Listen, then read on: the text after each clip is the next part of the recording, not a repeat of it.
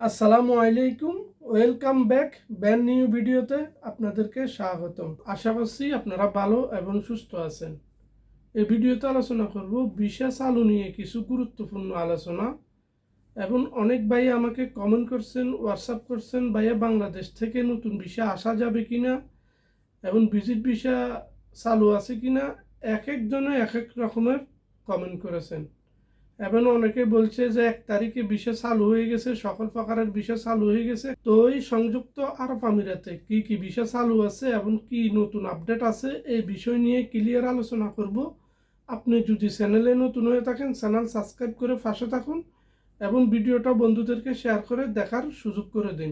গত 10-15 দিন ধরে সংযুক্ত আরব আমিরার ভিসা 1 তারিখ থেকে চালু হয়ে যাবে, সকল ক্যাটাগরির ভিসা চালু হয়ে যাবে। অনেকে নিউজ করেছিল, শুধুমাত্র আমি আপনাদেরকে বলেছিলাম প্রিয় ভাই, অনেক সময় সংযুক্ত আরব আমিরাত কালকে ভিসা চালু হবে, আজকে আমরা বলতে পারি না।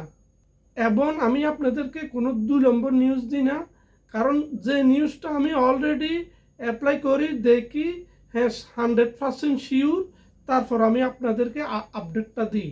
এই নিউজটা দেওয়ার পরে যারা আমাকে কমেন্ট করছিলেন, ভাই আপনি কথা বেশি বলেন, ভিসা চালু হয়ে যাবে, তারা আর কেউ না, যারা ভিসার ব্যবসা করে, দালালি করে, এরা আমি আইডিয়ার করিনি, আর কেউ না।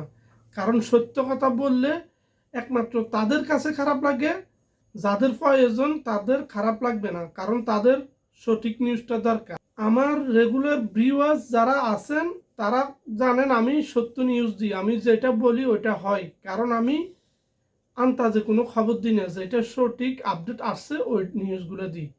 যা হোক, এই কথাগুলো বলে আপনাদের টাইম আর লস করবো না। ভিসা যারা আসার জন্য চাইতেছেন বাংলাদেশ থেকে, এখন আপাতত আসতে পারবেন না, ভিসার নতুন কোনো আপডেট আসে নাই। ভিজিট ভিসা বলেন, নর্মাল ভিসা বলেন, সকল ভিসা আগের মতোই আছে।